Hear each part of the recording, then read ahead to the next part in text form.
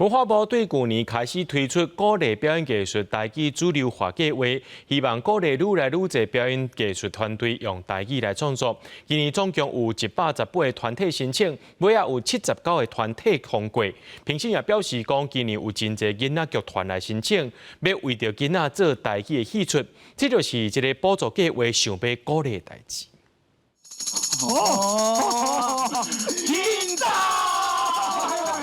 台顶当日播的是台语版《武松拍虎》，是去年得到文化部补助的台语表演。文化部为着推广台语主流化，有推出补助计划，鼓励表演艺术用母语来演出。今年总共118个团体报名，上尾有79个表演艺术团体通过补助，补助的总金额有5204万。长期驻心伫台语演出的阮剧团，摕到500万补助，因想要做的是利用戏剧向下言推广台语，望用青少年有兴趣的题材，互囡仔陪感觉台语毋是一件遐严肃的代志。咱较早咧做爱情的故事，尤其是咧台语的部分，拢较比较阮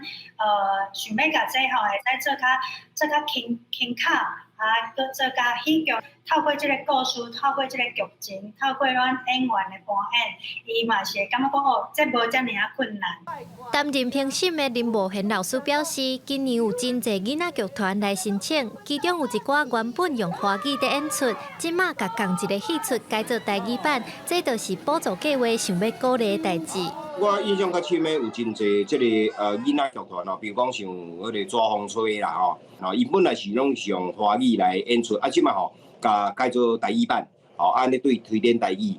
较有帮助。评审林慕贤表示，虽望伫补助计划鼓励之下，台语表演有愈来愈多元的现象，不过目前也是以戏剧较侪，望以后亲像搭水果、音乐会、电影等等，大家拢通用台语来表演。伊也认为多元的类型才有法度互台语的推展更较全面性。未来若通行去到国际舞台，对咱台湾文化的推展是真有帮助。记者刘新武、林旭凯台北报道。